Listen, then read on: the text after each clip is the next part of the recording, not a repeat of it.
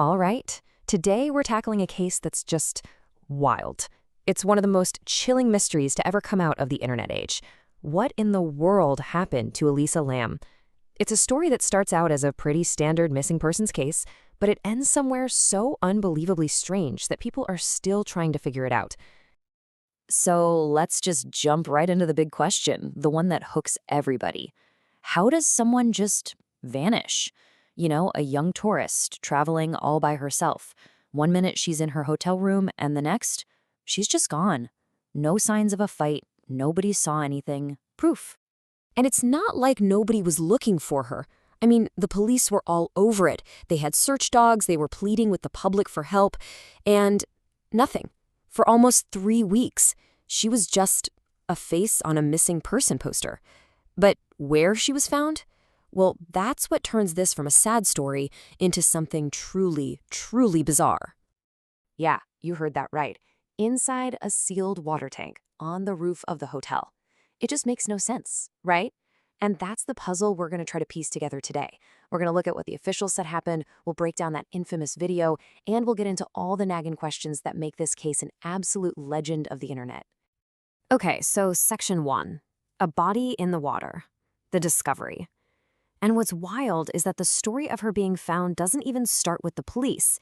It starts with the guests at the hotel. Because on February 19th, 2013, something was off. Really off. So for days, people staying at the hotel were complaining. They'd turn on the tap, and the water pressure was just terrible. The water itself looked kind of murky, and some people were saying it tasted weird, just not right. So naturally, the hotel staff decided they'd better go check out the water tanks on the roof. And this is where it gets absolutely horrifying. A maintenance worker, Santiago Lopez, goes up there, and he finds it. He sees the body of 21-year-old Elisa Lam floating in the water. She'd been found. But the biggest question in the world was, how?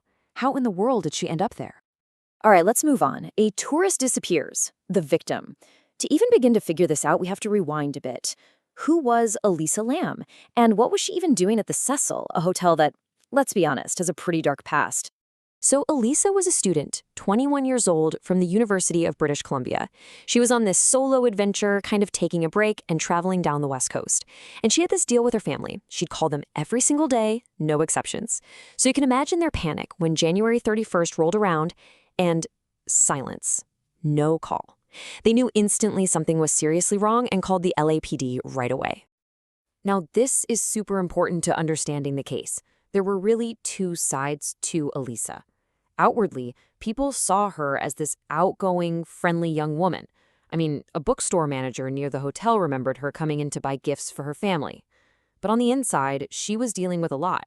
She was really open on her blog about her struggles with bipolar disorder and depression. And, well, that detail becomes absolutely crucial later on. And it seems like things started to get weird pretty much as soon as she got there. She was first put in a shared room, but her roommates started complaining about, well, odd behavior. The hotel manager said she was leaving these bizarre notes on their beds, things like, go home. And get this, she would apparently lock them out of the room and tell them they needed a password to get back inside. So yeah, red flags were already going up.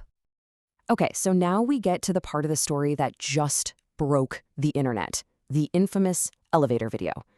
The police had absolutely nothing to go on, no leads, so they made a move that turned this case from just another local news item into a global phenomenon. They released the last video footage they had of Elisa. And when I say it broke the internet, I am not kidding. The video just exploded. In the first 10 days, it got over 3 million views on just one video site in China. Millions and millions more watched it all over the world. It was like an army of internet detectives suddenly appeared overnight, all of them trying to figure out what was happening in this really, really creepy footage.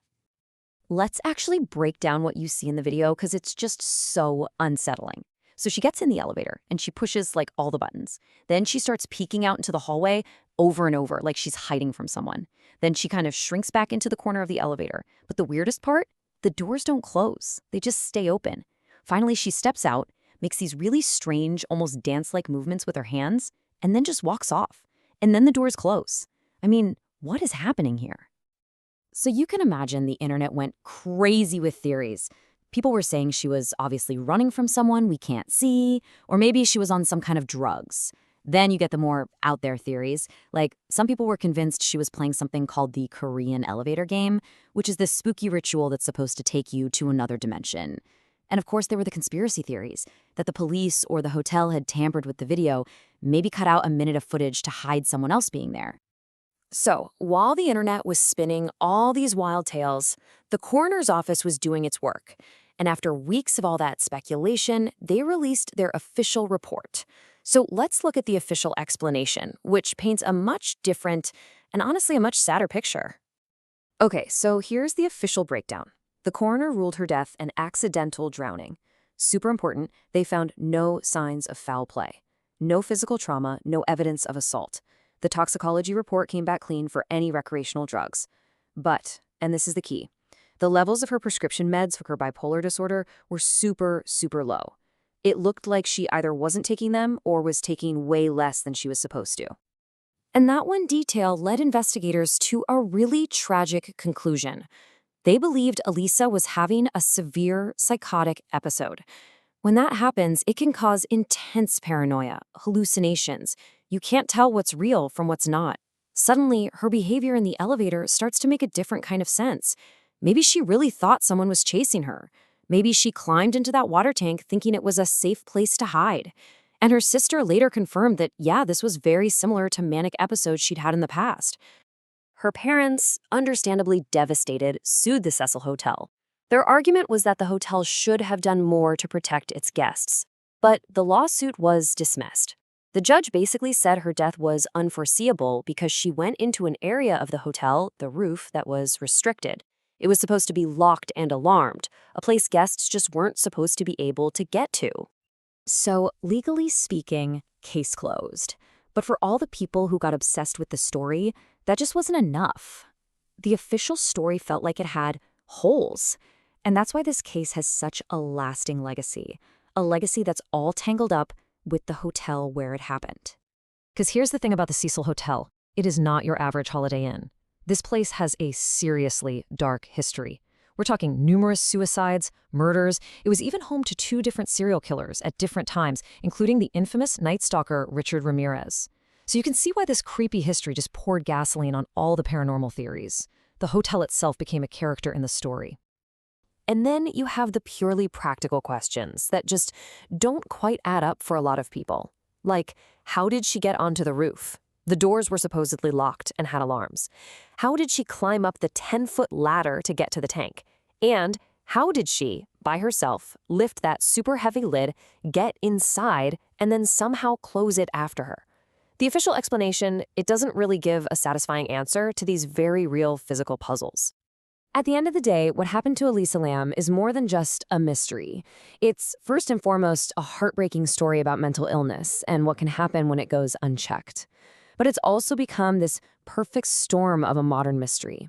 A story that got so huge because of the internet, where the line between what's real, what people think is real, and what they want to be real gets incredibly blurry. And that really brings us back to the core question, doesn't it? Is this a tragic accident, one that's pretty much explained by science and psychology? Or is it something more, a perfect mystery with secrets that are still locked away up on that roof? You have to wonder. And that's exactly why we're still talking about Elisa Lam today.